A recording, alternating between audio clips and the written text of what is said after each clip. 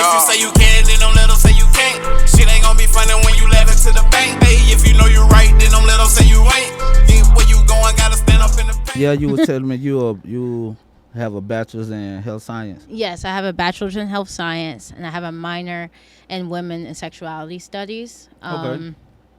So yeah, I really wanted to do health science just because, like, in life, I've been around a lot of medical things. My mom had a lot of medical issues, me growing up, my grandpa, and I feel like I was a doctor at a very young age. I learned how to check sugar before I knew my 1, 2, 3s and ABCs kind of thing. Like, I knew how to check my mom's blood sugar. I knew when her blood sugar was too low, and then I knew how to do blood pressure. There was just times where I just had to know, like, a lot of medical things, especially when my mom got sick with her kidney and everything. I learned so much with that too. And growing up having to deal with that, I don't know, it just made me want to go into that, and that became what I wanted to do with my career. Mm-hmm. So I actually started out as a pre-med major. So I was like full set on becoming a pediatrician, and I was like, okay, sophomore year came around. That's kind of the time you start studying for the MCAT. You like start to get your life together, and I was like, MCAT, 8-hour exam, no thank you. What's the MCAT? It's the exam you have to take to get into medical school. It's an 8-hour exam. You get like I think 30-minute to an hour break in between, but it's an 8-hour exam. You're taking the exam for 8 hours. And it's a lot. Like, people study for months and months for this. And when it was time for me to start studying, I realized that I don't think I have the capacity to do an 8-hour exam. Like, I don't think I can actually sit down for 8 hours and do an exam. I was like, no, thank you. So I just dropped the pre-med, and I still had to take the same classes. So it didn't really matter that I dropped pre-med. I was like, okay, I'm going to graduate with this health science degree. So what can I do with it?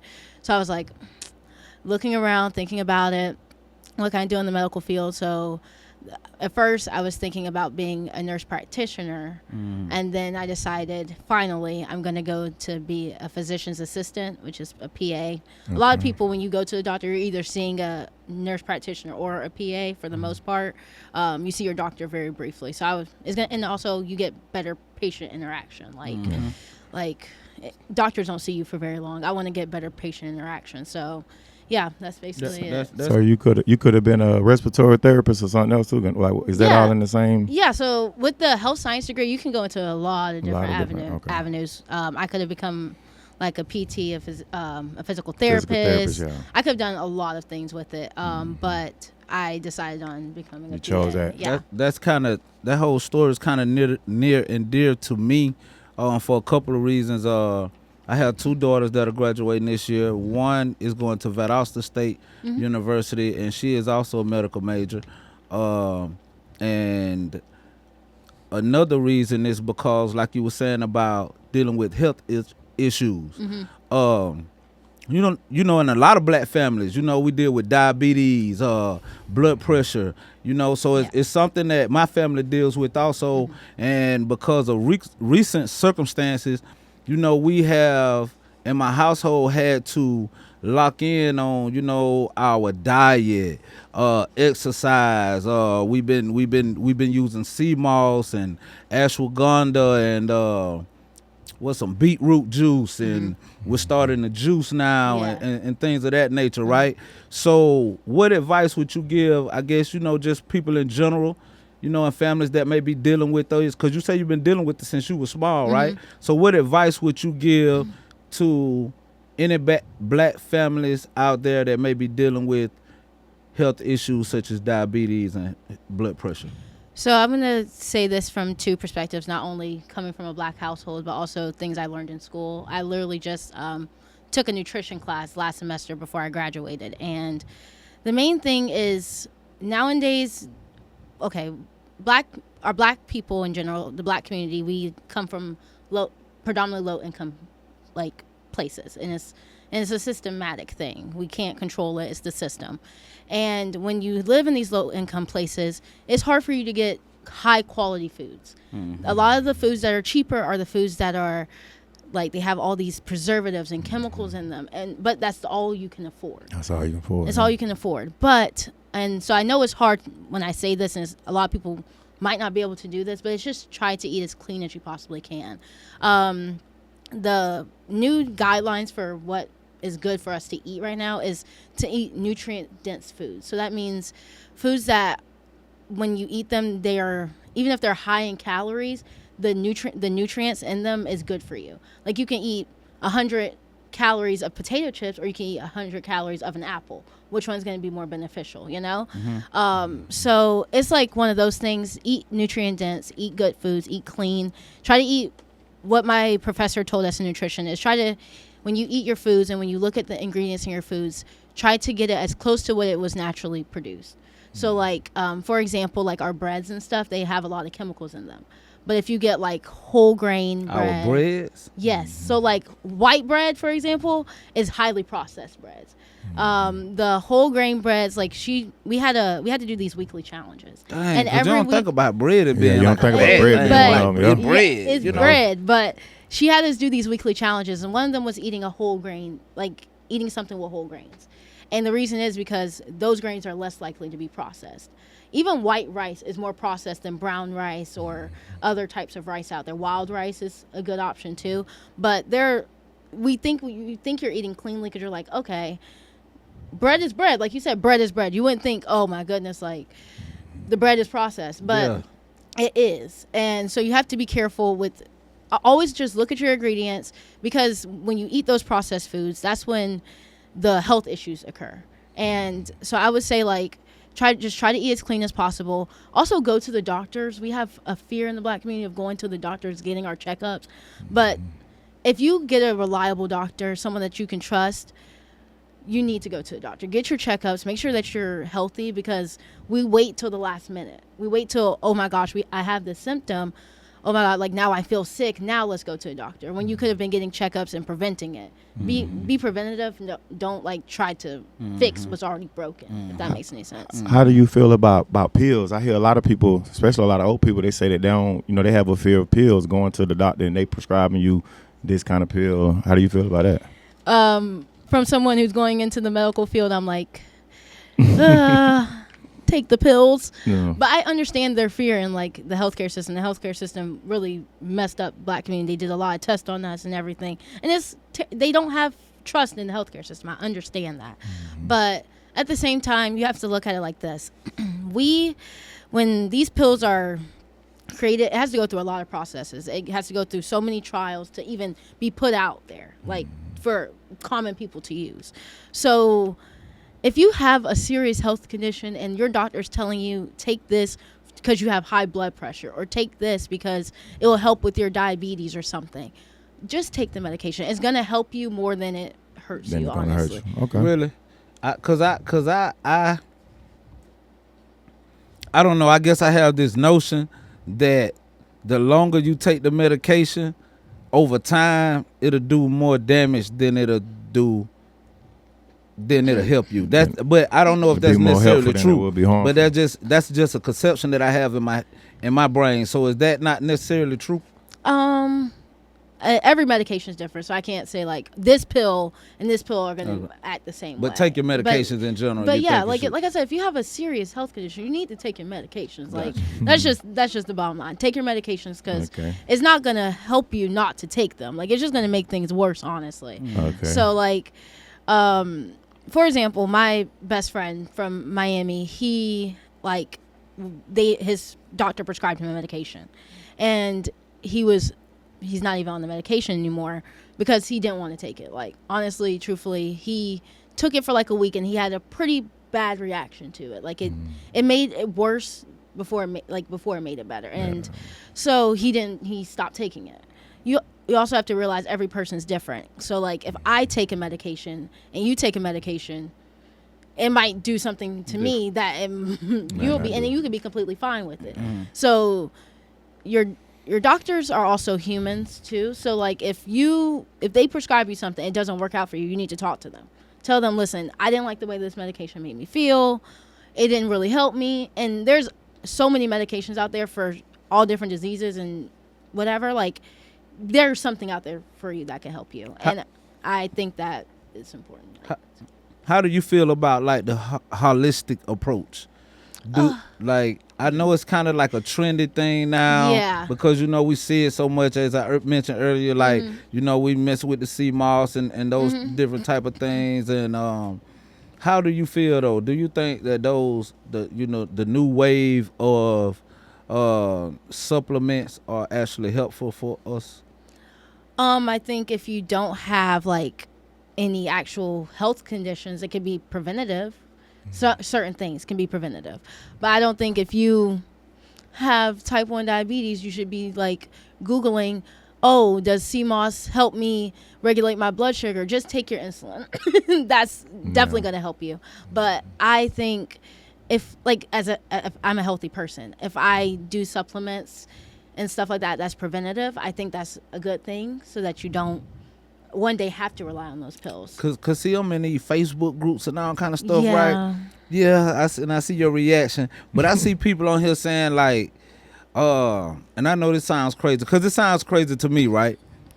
I see people saying that they beat cancer by taking like ivermectin. I don't know if you know what that is. Do you know what that is? No, I don't. Okay, but- this is a dewormer for animals. For animals. I'm I heard familiar that with too. it because I give it to my dog. Okay. I have a little dog that Yeah. So it was like, and then I see other people vouching for it. So it was just something weird to me. So I just see these different people coming up with these different suggestions of how they are overcoming these medical conditions, right? And I just wanted to know your thoughts on them. Are you in agreement with any of this stuff? I guess because now people feeling like with access to the internet, they can kind of self-diagnose themselves and kind of self-heal themselves. If that makes sense. Yeah, I will say that one, they're not doctors. They didn't go to medical school. They don't know what the long-term effect's going to be. You're taking this right now and you're saying, "Oh, well, it did help me with this." But in 10 years, that one thing that you did to get rid of something can cause something else. And you don't know what it can cause. Like, for example, like they thought cigarettes was fine for pregnant people, and they thought a long time ago cigarettes was marketed as something that was okay to do. It was not going to cause any bad harm. It's okay to smoke cigarettes. Doctors recommend Newports, like that type of thing. And now, 20 years after they got on the market, they're realizing, oh, cigarettes causes cancer. Cigarettes causes this. Cigarettes cause that. So, like, I think, okay, yeah, it helps right now, but like in the long run, what can that do to your body? Because it might help right now, but it might, might cause some things. So hey, let's back it up a little bit. You gotta tell these people who you are, where you came from, your story. We try not to do an introduction no more, but we're gonna back it up a little bit. All right. Let the people know who you are. All right. I am LaQuan Robinson. I'm 21 years old, and I grew up in Warner Robins, Georgia, Centerville area. And I went to Northside High School. I graduated from there in 2022.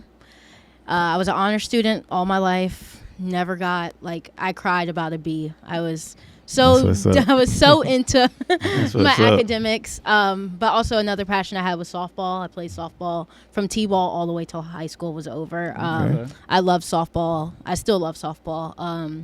And then I love to read at one point, not so much anymore, but I do love to read.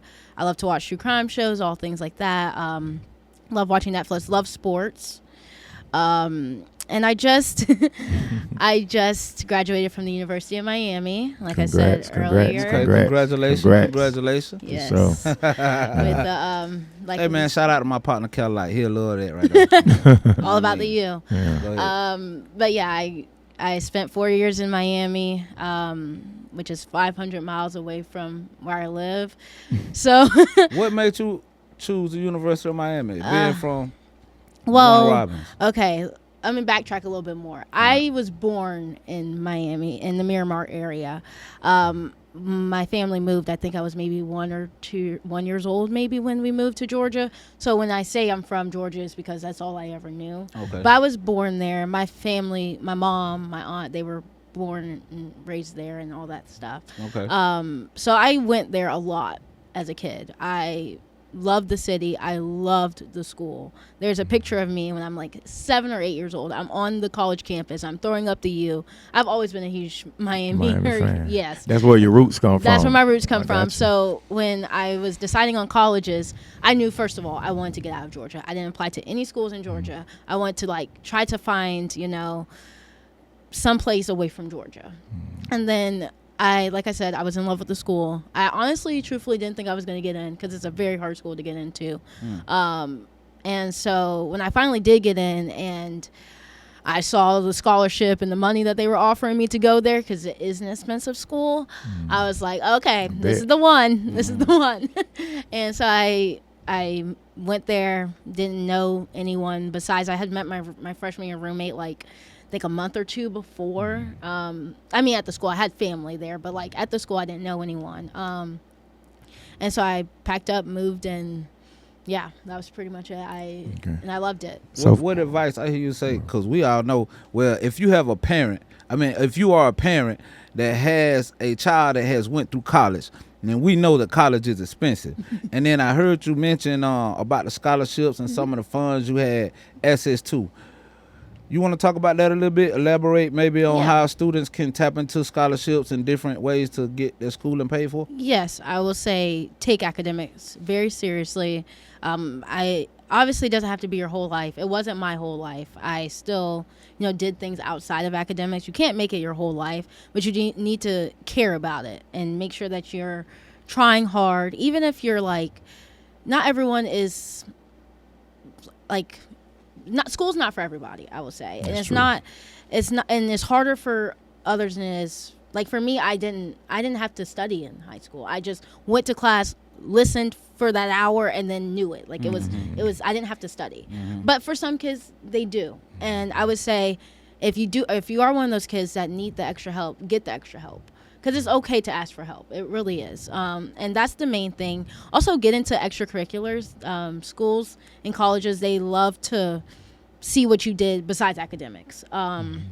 So, like, get involved in your high school and make yourself known. The colleges would rather know about who you are as a person than your academics and your whatever. Like, they want to know what things you like, what things you don't like. And also get in touch with your teachers. You have to do letters of recommendation when you apply. Have good relationship with your teachers because they can make or break your I got into the school and I got a scholarship versus you not being able to get into school and get a scholarship just based off a simple letter of recommendation.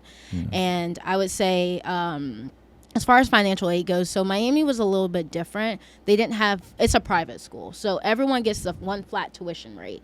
And I think it's right now $100,000 a year, so $50,000 a semester to go there. Then what you gonna need? 8 semesters? Yeah, you need 8 semesters, so that's $400,000 to go to college. $500,000 to throw it at you. So if you comparing that to HBCU, if you was like, let's say if you would have went to FAMU somewhere like that, what would you think? You know, what's the cost of going to HBCU versus going to UM? It's a lot cheaper, and the thing is like I said, because it's a private school, everyone gets one flat rate. But for public schools, and a lot of HBCUs are public, I think maybe all of them are. I'm not sure, so I'm not going to say that. But you get either in-state tuition or out-of-state tuition. Out-of-state tuition is always a little bit more, but it's never $100,000. That's ridiculous. But I love my school for that. How do you pay for that though?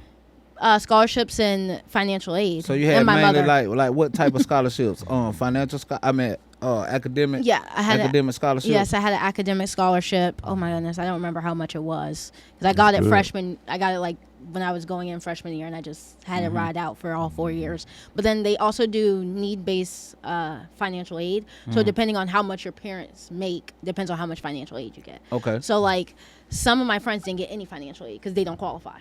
But I got financial aid because I qualified coming from a single-parent household. It was just my mom's income. And then whatever else was left, my mom paid for it. But it wasn't like... It was expensive for her, but it wasn't $100,000. It wasn't $100,000. Yeah, shout out to mom. I wanted to touch on this too while we in that neighborhood. What was your support system like? family and friends wise. Family wise, I can't say enough of how grateful I am for them. Okay. They really like, honestly and truthfully, I couldn't have done college without them. I went through a lot in college, and not just, like I said, academically. I was never studied in high school. Like I said, college like woke me up, and I would cry to my mom about, oh my goodness, I got a C on this exam, I'm a failure. And she would she would be there to tell me, come on, just relax. You just have to relax. You have to just breathe for a second. And this is not even just financially. And then, like, my aunt, she always says she only heard from me certain times, but she love you. We know that much. But she was just there, like, for when I just wanted to rant about something and my mother wasn't awake. But I know Jamilia's awake, so Auntie was awake. I knew I could talk to her. And then just they, like I said, they always just supported me. They knew I could do it, and when I didn't believe in myself, they believed in me. They always made sure, like, I had what I needed for, going to school, made sure I was okay there. I talked to my mom every single day while I was in college. There was not, maybe multiple times a day, which is crazy. But I would talk to her. I would call her in the morning when I woke up for classes. She was already at work. Talk to her before I went to bed every night. And I think without that connection, it would have been very hard, because I was 500 miles away. Yeah. So it was kind of like a little bit weird not to see my mom every day. I would maybe see her twice a semester, and sometimes not at all a semester if I went off for spring break with my friends. So like, it was, like I said, it was very hard, but they were there for me. They were my cheerleaders in my ear. That's good. And then the friends I made at Miami, they were awesome. I was a lot different than them. A lot of them came from 2-parent households and more financially sound families, and I won't lie, that's not my story. So but they never like looked at me any differently. They never, they loved me unconditionally. If I needed something, not even like financially, if I just needed some support, they were there for me. If I like had a bad day, they were there for me. If I was going through something, it was just, they were always there. We had a great time together. We would put away academics for sometimes and just have a great time, which is what you need sometimes. You can't make it all academic. I want to back up a little bit, right? Because as I was saying earlier, well, I have one daughter who's already an adult, but I have 3 daughters in high school right now. Well, by the time y'all see this, 2 of them will be graduated. But one thing that they taught me is that now in high school, if you're serious about college, you pretty much have to be building a resume in high school. So when you was going back, and this is for anybody raising kids that might be in middle school transitioning into high school, you and your child should know that if you plan to go to college, that entering high school, you want to be in your FBLAs, Future Business Leaders of America. That's just an example of maybe your DECAs or something, maybe your debate teams, extracurricular activities that show you have some type of interest, in your character past just the classroom grades. So that's just a jewel I think that we should drop, because a lot of people don't know that. They'll go into high school and they just going through the motion, and they get in 12th grade and then decide they want to go to college. But they don't miss the whole 3-4 years of opportunity. So, if you're in high school and you plan on going to college, start building your high school or your college resume through your activities in high school now. Yeah, I agree. I agree, for sure. Another thing I want to touch on, right? You were saying you grew up in a single parent household. So your mom pretty much raised you, right? Yes. Listening to you talk, this is our first time meeting. Listening to you talk, your demeanor, the accomplishments that you have recently been able to accomplish. I could just tell you're a vibrant spirit, you're confident, you speak well. You seem like you was raised, perfectly. You get what I'm saying? I know you would attribute that to your mother, but my question is this. how do you feel that you were able to accomplish this being raised in a single household without a father? Or I can't say just without a father, but I'm assuming a single parent household. Yeah, it was close to being without a father. My dad was just in and out of my life. And I would just say, I really all hats to my mom. She, like I said, she was just a mom and a dad. She was there for anything I needed. And also my grandpa, he was like the father figure in my life. He was there for me like through everything. I can't applaud him enough. He was I always said he was my best friend. So shout out to grandpa. So yeah, I would say that would be, the biggest thing. Yeah. Just having that like support system with my family. Especially like I said, my mom, my grandpa, my aunt. Like I know like my mom, she struggled. She was a single parent. But if she didn't have it, my grandpa, my aunt, my grandma, somebody stepped up. It took a village. Right. And that somebody stepped up. And somebody, like, if Juan needed something that, like, it doesn't even matter what I needed. If I needed something, if I said I needed it, whether it was for school or if it was for sports, somebody would have, somebody did it. Yeah, somebody made it happen. It's something else that you said that sparked interest, right? You said that your major was health science. Your minor was something about sexual assault or something like that. Women and sexuality. Women and sexuality studies. Women and sexuality studies. All right. So I want to ask, because this is a topic that's kind of sensitive to me, because it's maybe like a fear of mine, right? I have 4 daughters, from 23 to 17, right? And I you heard me say sexual assault because that's something I kind of fear. Of them dealing with. And one of them asked me one time, like, what should I do, if someone is approaching me or, trying to touch me in a way that makes me feel uncomfortable, right? And I'm already a Leo. I'm an alpha male. I was just, I'm a rah-rah type of guy. Yeah. So, my first reaction was, and this true story, I took it in the back. And in our backyard, I put up a target area and I say, hey, imagine this right here is the person who's trying to assault you. Imagine that is their growing area. And then we start pistol shooting. You know what I mean? We start shooting. So that was just the automatic response in me, right? But the reality of the matter is, you probably not going to have a firearm when something like that may have the opportunity of happening, right? What advice would you give to, young ladies your age, which would be people like my daughters, of dealing with a situation where someone may be trying to sexually assault you? Like, how do you think you should handle that? That's kind of a hard one.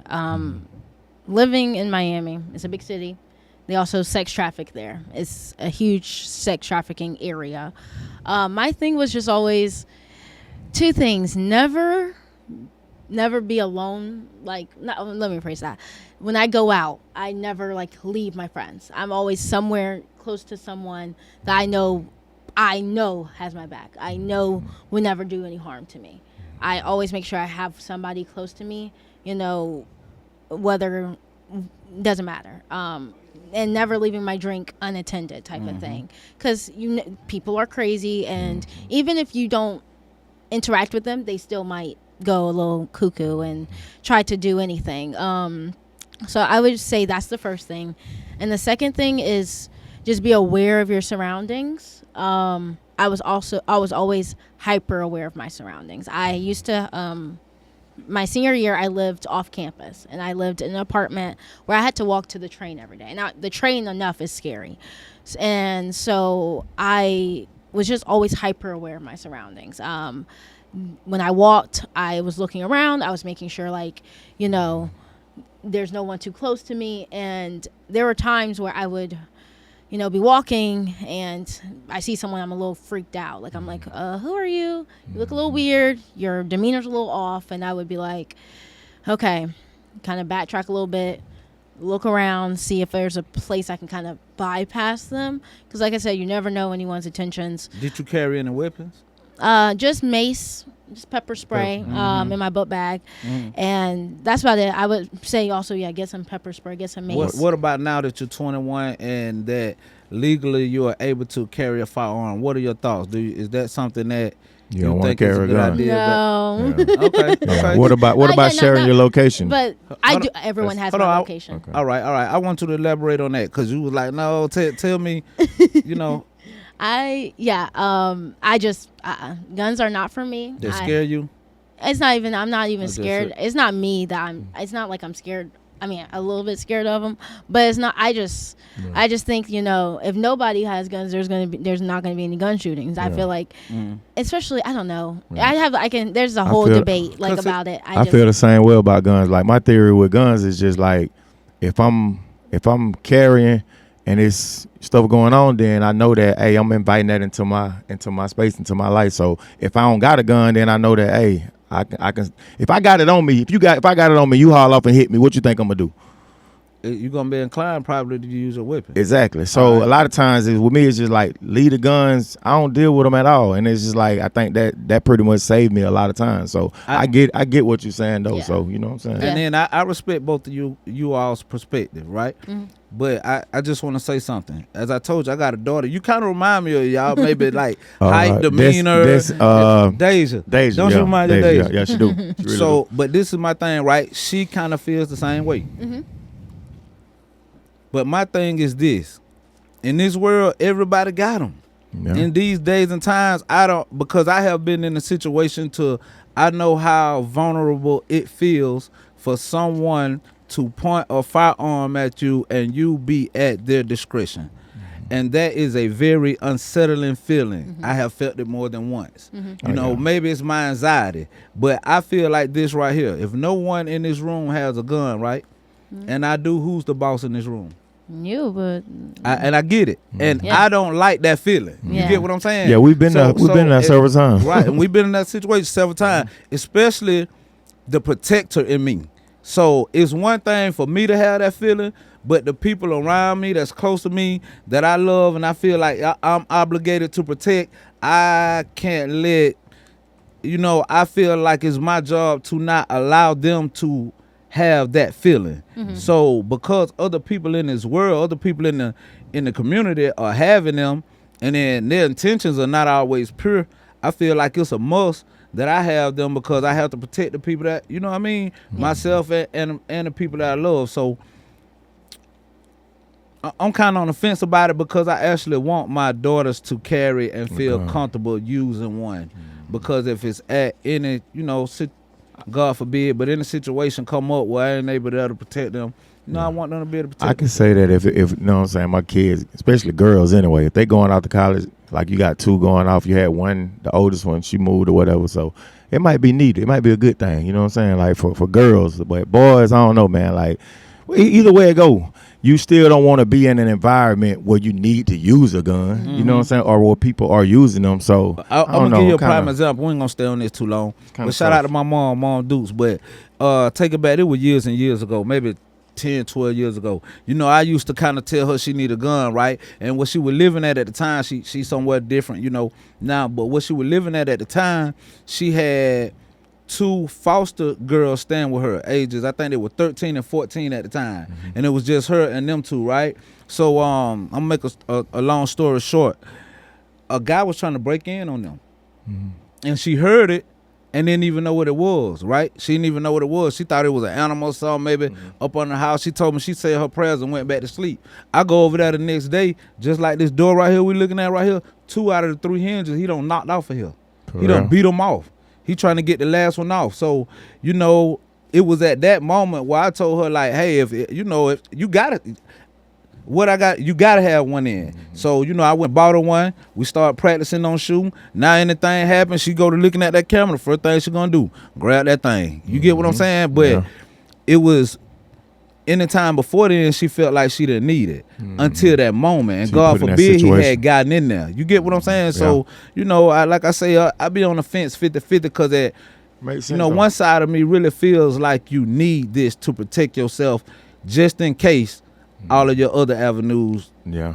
fail. You know what I mean? Yeah. So hey, LaQuan, I get what you're saying though, bro. I'm with you on that for real, like straight up, especially for Mon Dukes anyway. But hey, LaQuan, I want to ask you about the Miami. Let's get into the culture of Miami. You know what I'm saying? Can we touch on that? Like, what was that experience like compared to being raised in Georgia and then you going to school for 4 years down there? Oh my goodness, I can't even express how much how different that place is from here. I would say it's the culture in Miami in general as a city. First of all, it's just so fast paced compared to where I lived. The people are fast paced. The city's fast paced. Like it's just go go go. It's like the city never sleeps. It could be 3 a.m. You can find something to do. Yeah. You're bored one day on a Friday, you can find something to do. There's always something to do. With that, it also can be a little unsafe, but you have to have your safety precautions. You asked me about the location. All my people have my location. That's Everyone good. that I care about, even my friends in Miami, they have my location. There's so many people that have my location that I was never really. They were gonna know where I was. It's important. So. Yeah, it's so much faster pace. It was just insane. But the culture is also different. In Miami, there's a lot of like Cubans, and so there's a huge Latin American culture there, and it's funny. Like there's more Spanish speaking than English speaking sometimes. So like you get in an Uber. And they're like, hola. I'm like, oh, no, I don't know Spanish. Like, it's one of those things. Like, it's like one of those things. You go to Walmart, it's going to say milk and then leche at the bottom. It's gonna They're going to speak on the intercom in Spanish. Like, did you learn any Spanish while you were barely. Barely. Hola, ¿cómo estás? That's all I got for you. Oh, okay. Muy bien. Hello, how you doing? And very good. Yeah, that's all I got. She should know some over there. They know better than me, Yeah. for sure. But so that was a huge difference in culture, just, being around so many different types of people. There's also like a Jamaican culture there, a Haitian culture there. There's just so many different people and it was really cool to see that part of Miami just as a city. And like I said, the city never sleeps. So like it was just so much fun, like being able to go somewhere with my friends and have a fun time. The beach is so close and all that. It was just awesome. And How do you cope with the dating scenery? Like, do you date right now currently? No. For real? Oh man, shout out to Deja, cause I be like, baby, you ain't ready to start dating? She be like, Dad, I ain't Ain't into that. No, yeah, and she very focused. Like I say, y'all remind me of each other. Y'all if y'all they locked in. You can tell. And it's So good. you don't deal with guys. You don't do no dating right now. Nope. And why is the like you look is it's like No, it's nothing wrong. It's just say what it is. Say it. They be BS and say it. They do. Say it. They're first of all, the dating culture is not a dating culture anymore. Men have no type of respect anymore. Well, at least in my generation. Let me rephrase that. My generation have lost the respect. There is no respect. So that's the first issue. They're usually just looking for one thing and one thing only. I hope everyone understands. And so that's one issue. The second issue is just I was just so locked in school. Like, dating is a job, and I was not ready for that job. I did not. I felt like I didn't have time at the time. Things are different now. I'm like going to be back home, and I'm not going to be as focused on school. But it's a job. Like, because do you plan on having a family one day? Yeah, but no time soon. No I say time soon. I know, like but- next 10 years. Yeah, but I'm just saying, like, because the thing is, right, the dating scene, do you think it'll get better over No. the next 10, 15 Nope. years? So, because I want to one day have son-in-laws, right? So, from other people's perspective, in particular, a young woman, what's the answer out here, man? How do you find a good man? You know what I'm saying? What's the like what's the key? There's no secret recipe. How do I help my daughters find a good man, a good husband that I don't have to do nothing to him and he don't have to do nothing to me? There's no secret recipe. I'm not question. gonna lie. There's no secret recipe. But I will say that there are some good ones out there. They're just really hard to find. Like I said, my generation have lost the respect. The respect is gone. guys now they just don't care. It's like I don't want to speak for all guys because there are good ones out there, like I said, but a lot of them, I don't know if it's the new technology era and what they're saying on like the web or whatever, but it's just so different. Like the internet has shifted the way we see people, and the way guys my generation view women is completely different. They don't view women like nicely most of the time. They view them as like just kind of like, I hate to say it, but like objects a lot, and it's kind of hard. It's kind of hard to navigate whether a guy is just being nice to you to just actually be nice to you, or to like. It's hard to tell when it's being genuine or not. But there are good ones out there. You just have to be careful. I always like say this when you are talking to someone, you have to just keep. I hate to say it like this, but keep a little bit of a guard up. Don't go all in too fast because you never know. Would you make the first move?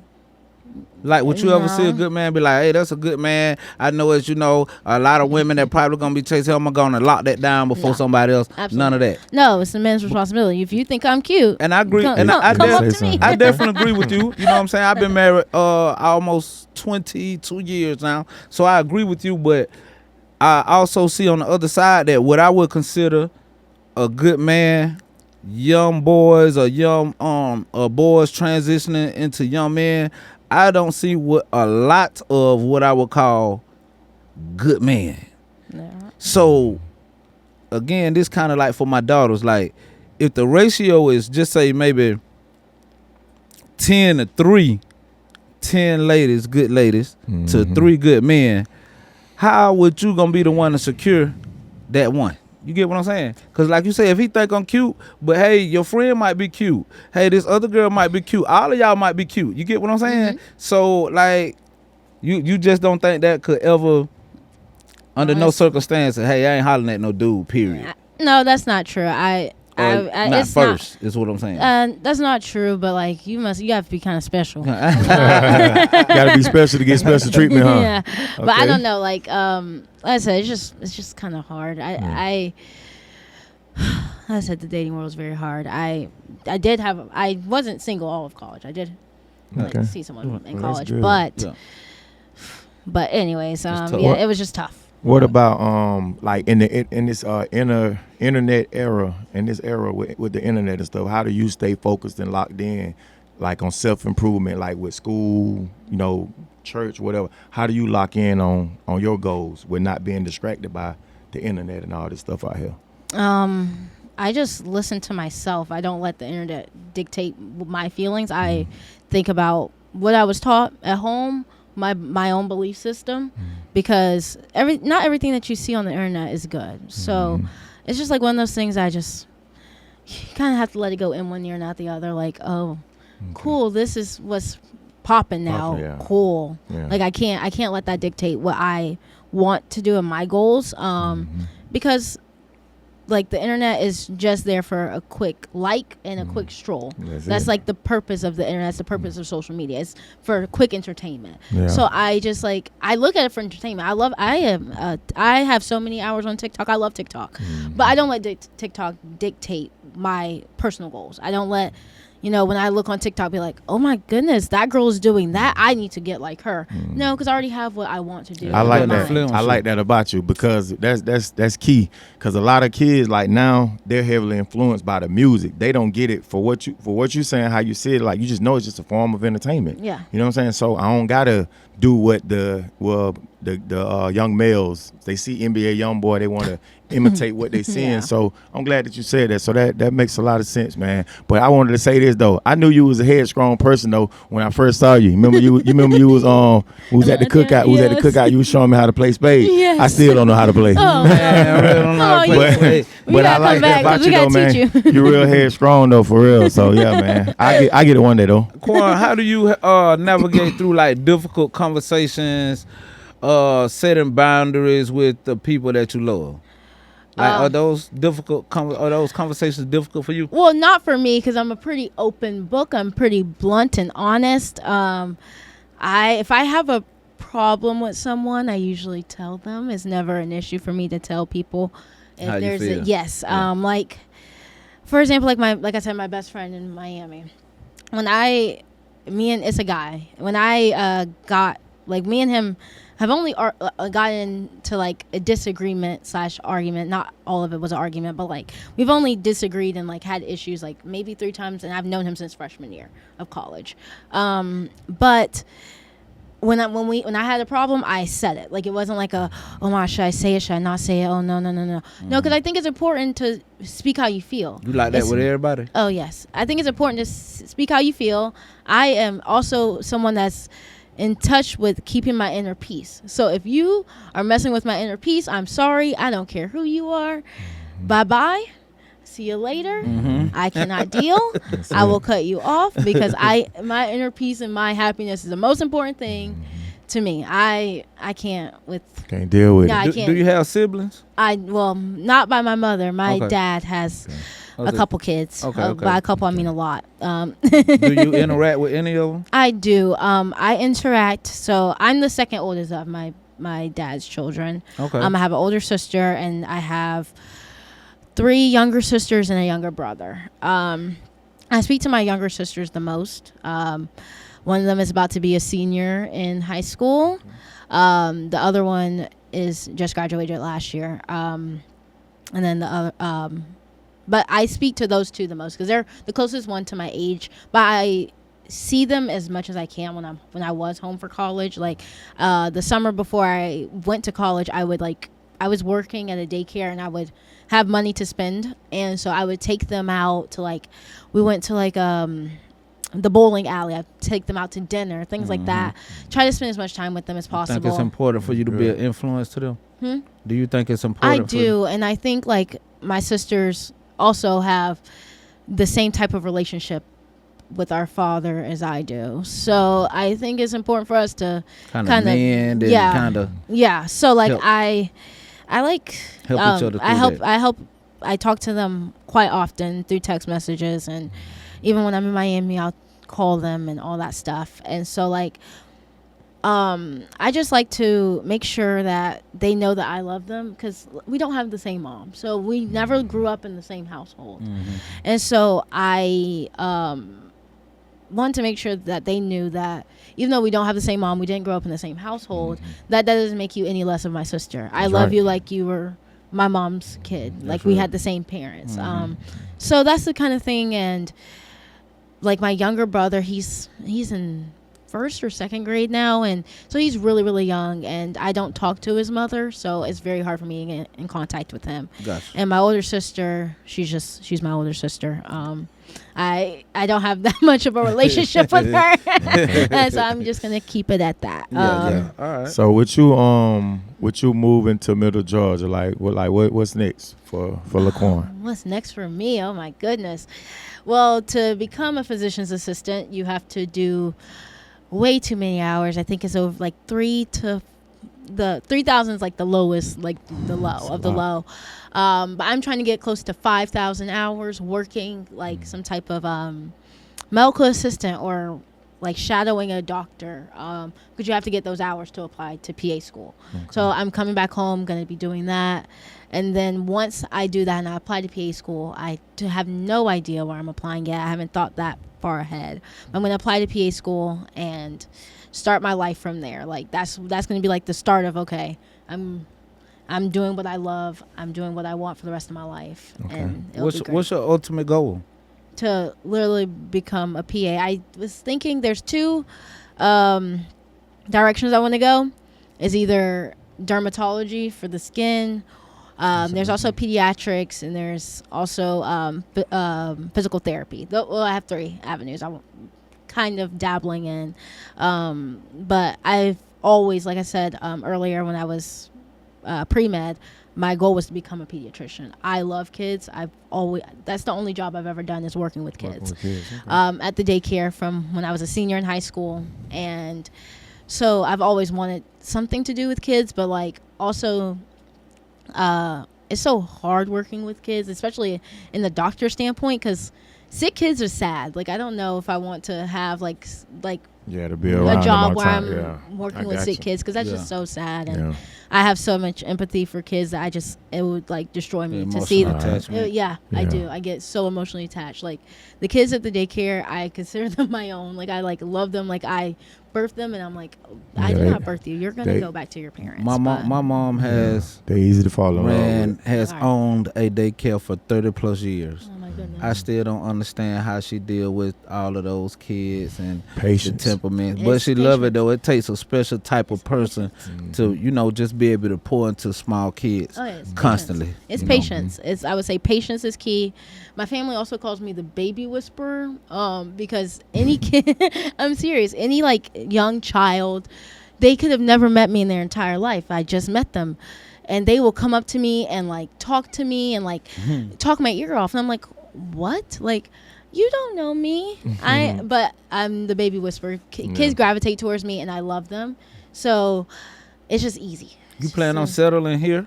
No. I mean, well, in Georgia, or No. like you gonna travel? I want to do so much traveling. I love to travel. I just recently started traveling. I don't want to stop. But no, when I settle down and start my life and like all that, it's not going to be in Georgia, unfortunately. Be in Miami. It's not going to be in Miami Okay. either. I kind So of you know where you want want to go? I kind of want to move to the West Coast. Okay. See a whole different. I want to see a Different whole life different. out there. I want to see a whole different side of like the world.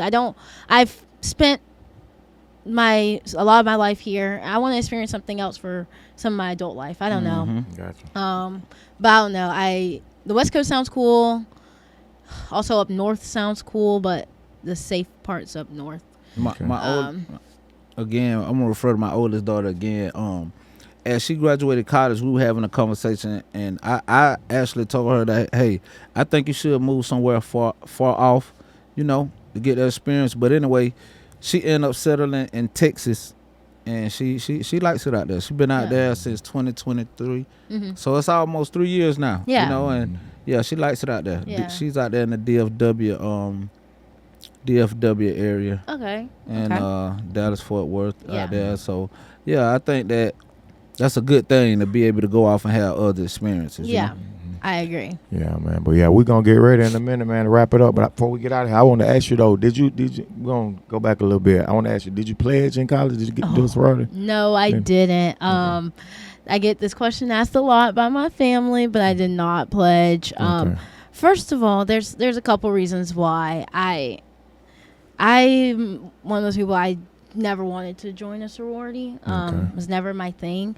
But also, Miami is a white institution, and so there are black sororities and fraternities there, but the culture is different. It's not like going to a HBCU where those sororities and fraternities is the culture. Like Albany State University. And that. Yeah, it's not the same. It's not the same. It's not the same. It's not the same. It's like they have them. Like, I had a roommate. She was an AKA. But it's not, like I said, it's not the same. And so I just also was just never interested. I found happiness elsewhere, which I think is fine. If you want to pledge, it's a great experience. Like like I said, my roommate, she loved it. She loved it so much, but me, I just never did. But that says a lot about your character though, because like, you ain't a follower. You knew already going in what you wanted to do, what you weren't gonna do. So hey, that's a good thing. Yeah, Yeah. for sure. Yeah, man. So Yeah. yeah, Anything else you want to cover before we get out of here? Like anything that you would like to tell the world? I will say this: if you have something that you want to do, just you have to make it your mission to do it. Dream big, first of all. Don't let your circumstances influence, what you want to do in life. I know everyone's stories are different, and I know like there's people that come from very rough backgrounds, and it's hard to get out of those backgrounds once you're born into it. But if you truthfully try your hardest in school, starting at school level, starting once you get into middle school and into high school, really focusing on your academics and focus on what you want to do. Because if your academics are good, or even if you're an athlete, if you focus on being an athlete, you will get a scholarship to go to college somewhere, and you can get out of your situation. And it's the easiest way to get out of your situation. It's just focusing either on academics or focus on a sport that you like. Focus on the band. Focus on something like that. And you can get out of your situation and dream big, because anything is possible. Anything can happen. Like, my 7-year-old self would have never thought I would have went to Miami, graduated from Miami, did that, all that. Like, that was the biggest dream of my life, and I did it. Mm-hmm. And so I will say that's one thing. And I will also say, like, don't let others dictate what you want to do. Let yourself, like, what you want to do, let that be what you want to do. And as long as it's nothing illegal or dangerous or going to harm anybody else, do it. And right. if it makes you happy, you know?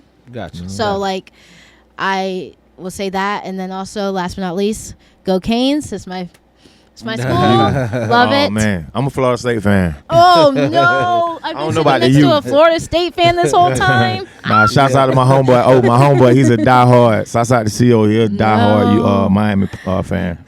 Yeah. But yeah. What you got, DP? What we doing? That's it, man. You know, like we always tell y'all before we get up out of here, man, stay on your grind, because you never know when it's going to be your time. And you could be local today and global tomorrow. And y'all already know. We out. Hey, if you say you can, then don't let them say you can't. Shit ain't going to be funny when you laughing to the bank. Hey, if you know you're right, then don't let them say you ain't.